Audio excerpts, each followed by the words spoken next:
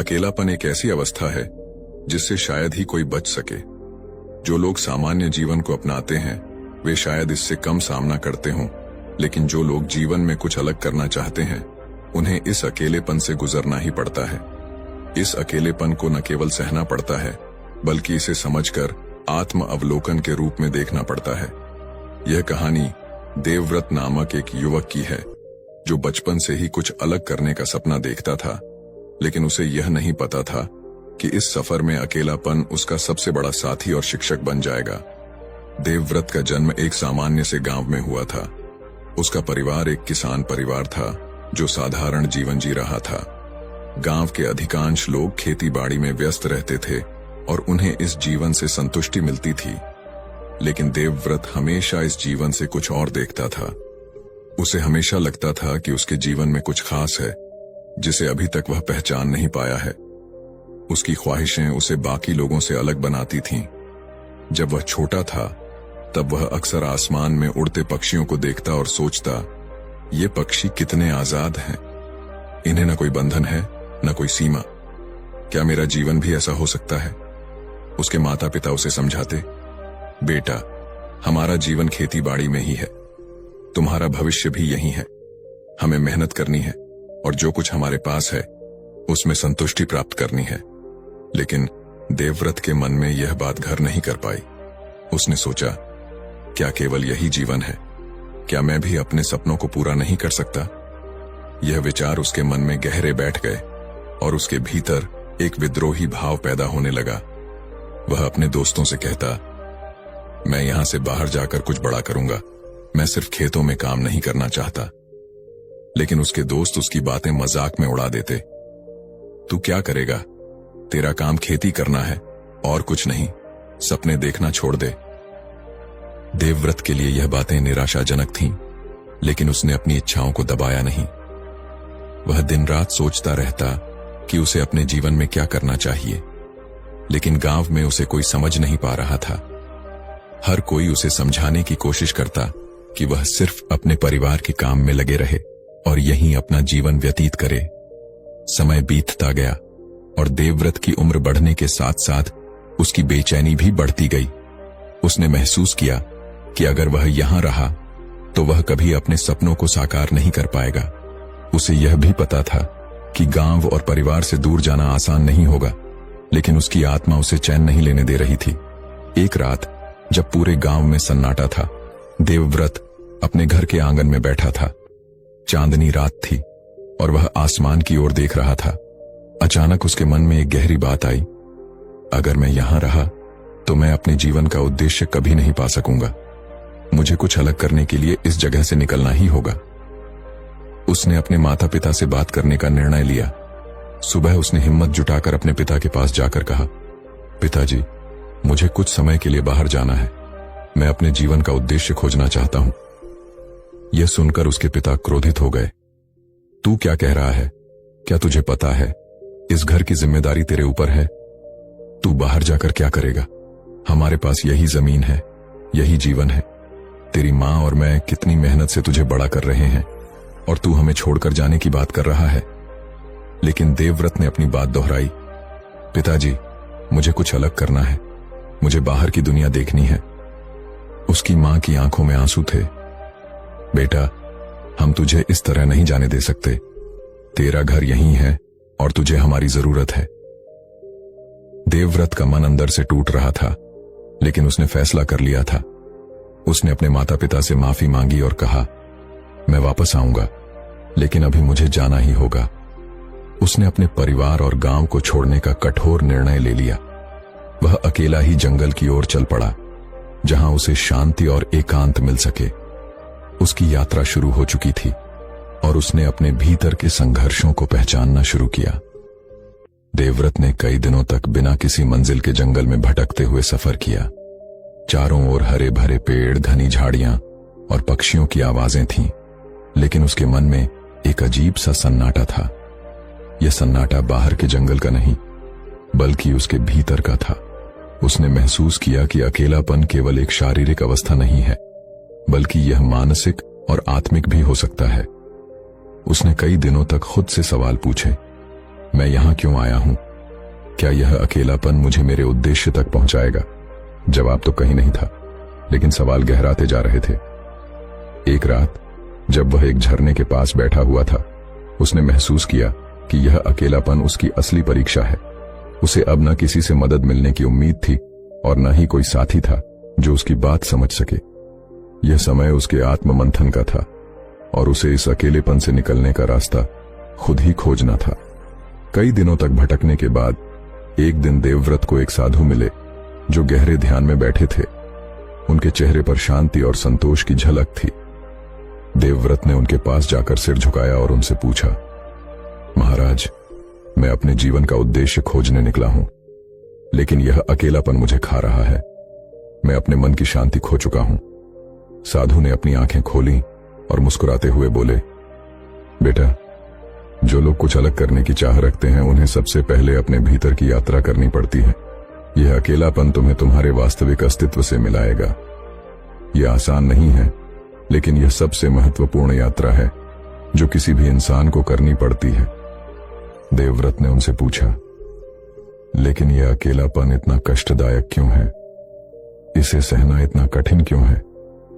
साधु ने उत्तर दिया, क्योंकि यह तुम्हारे पुराने विश्वासों और सामाजिक बंधनों से मुक्त होने की प्रक्रिया है। जब तुम अपने आप से जुड़ोगे, तब तुम इस अकेलेपन को आशीर्वाद के रूप में देखोगे। अकेलापन वह मार्ग है जो तुम्हें तुम्हारे असली उद्देश्य तक ले जाएगा। साधु ने देवव्रत को ध्यान और आत्म अवलोकन की विधि सिखाई और कहा, अकेलेपन को समझो। इसे दुश्मन के रूप में नहीं, बल्कि अपने सबसे बड़े शिक्षक के रूप में देखो।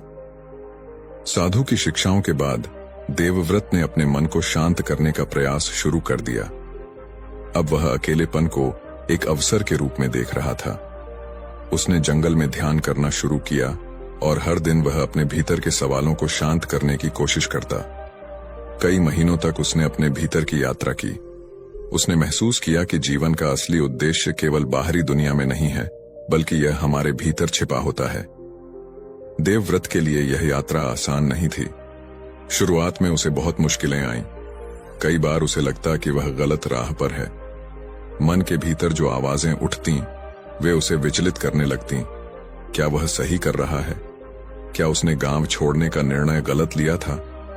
इन सवालों ने उसे अंदर से तोड़ने की कोशिश की, लेकिन साधु की बातों का उसे अब गहरा अर्थ समझ में आने लगा था। अकेलापन एक प्रकार की परख थी जो उसके भीतर के अव्यवस्थित विचारों और भावनाओं को स्पष्ट कर रही थी। यह कोई सजा नहीं, बल्कि एक अवसर था जिसमें वह खुद को फिर से पहचान सकता था। उसने ठान लिया कि वह इस एकांत में खोएगा नहीं, बल्कि इसे अपनी ताकत बनाएगा। दिन रात के बीच उसने एक नया संतुलन महसूस करना शुरू किया। ध्यान की अवस्था में बैठकर उसने महसूस किया कि मन के झंझावात, वे सारे विचार जो उसे अकेला महसूस करा रहे थे, धीरे धीरे शांत हो रहे थे। यह समय आत्मस्वीकृति का था। उसने खुद से स्वीकार किया कि वह हमेशा दूसरों से अलग महसूस करता था और यही उसकी शक्ति थी। उसके मन में अब एक नई स्पष्टता आई।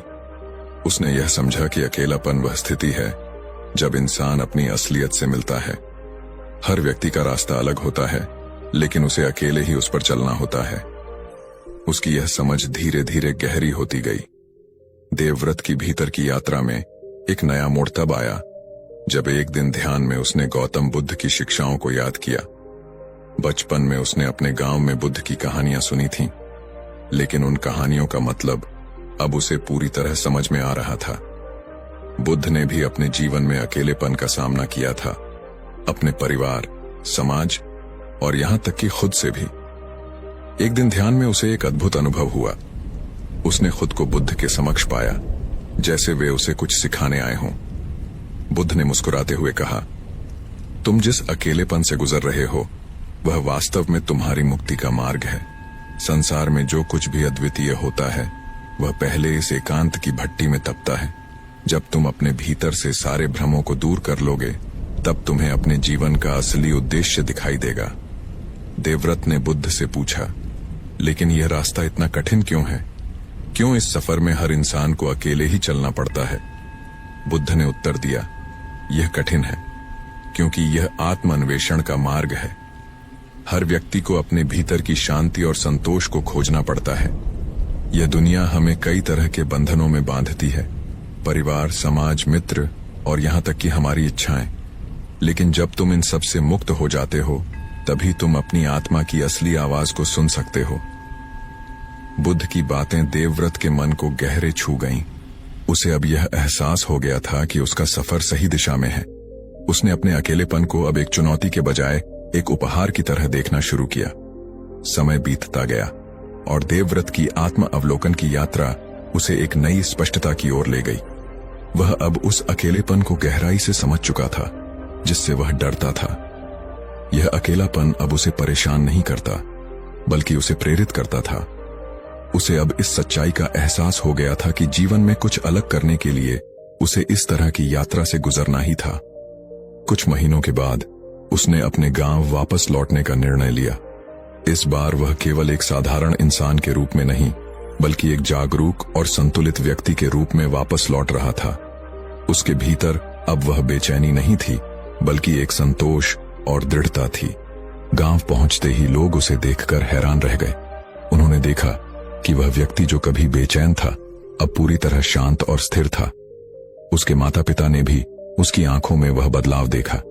उसकी मां ने पूछा, बेटा, तू कहां चला गया था? हमने तुझे बहुत याद किया। देवव्रत ने मुस्कुराते हुए जवाब दिया, मां, मैं खुद को ढूंढने गया था और अब मैं खुद को समझ चुका हूं। मैं जानता हूं कि जीवन में कुछ अलग करने के लिए मुझे क्या करना है। उसने अपने गांव में खेती का काम फिर से शुरू किया, लेकिन इस बार वह सिर्फ एक किसान नहीं था। वह एक विचारक, एक मार्गदर्शक और एक प्रेरणा स्रोत बन गया था।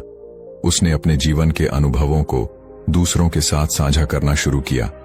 उसने लोगों को बताया कि अकेलापन कोई अभिशाप नहीं है, बल्कि एक अवसर है जो इंसान को उसके असली उद्देश्य तक पहुंचाता है। देवव्रत ने अपने जीवन में जो कुछ भी सीखा था, उसे अपने गांव और आसपास के लोगों के साथ बांटना शुरू कर दिया। वह एक साधारण किसान बनकर नहीं लौटा था, बल्कि एक आध्यात्मिक मार्गदर्शक बनकर लौटा था। उसने बुद्ध की शिक्षाओं को अपने जीवन में पूरी तरह से आत्मसात कर लिया था और अब वह दूसरों को भी सिखा रहा था कि जीवन में सच्ची शांति और संतोष कैसे पाया जा सकता है। गांव के लोग अब उसकी बातों को ध्यान से सुनते थे। जो लोग कभी उसे गलत समझते थे, अब वे उसकी बुद्धिमानी और गहरे अनुभवों का सम्मान करते थे।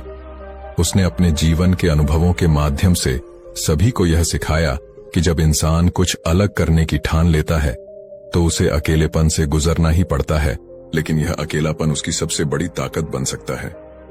देवव्रत के जीवन का यह सफर अंततः उसे शांति की ओर ले गया। उसने अपनी जीवन यात्रा को स्वीकार किया और अपनी आत्मा के असली उद्देश्य को पहचान लिया। अकेलापन, जो एक समय उसके लिए एक चुनौती था, अब उसकी शक्ति और मार्गदर्शन बन गया था। देवव्रत की यह कहानी हमें यह सिखाती है कि जब हम जीवन में कुछ अलग करने की ठानते हैं, तो हमें अकेलेपन का सामना करना पड़ता है। यह अकेलापन कोई बाधा नहीं, बल्कि एक माध्यम है जो हमें आत्म अन्वेषण और जागरूकता की ओर ले जाता है। हर व्यक्ति के जीवन में एक ऐसा समय आता है जब उसे इस एकांत से गुजरना पड़ता है, लेकिन यदि हम इसे एक शिक्षक के रूप में देखेंगे, तो यह हमें हमारे असली उद्देश्य तक पहुंचाएगा। अकेलापन हमें उस गहराई से मिलवाता है जिसे हम रोजमर्रा की भागदौड़ में खो देते हैं, और जब हम उस गहराई को समझ लेते हैं, तभी हम जीवन में सच्ची शांति और संतोष पा सकते हैं। देवव्रत की कहानी यह बताती है कि जीवन में जो लोग कुछ अलग करने का सपना देखते हैं, उन्हें अकेलेपन से नहीं डरना चाहिए। यह एकांत ही उन्हें उनके सपनों तक पहुंचाएगा। अंततः अकेलापन जीवन का एक महत्वपूर्ण हिस्सा है जो हमें हमारे असली स्वरूप से मिलवाता है।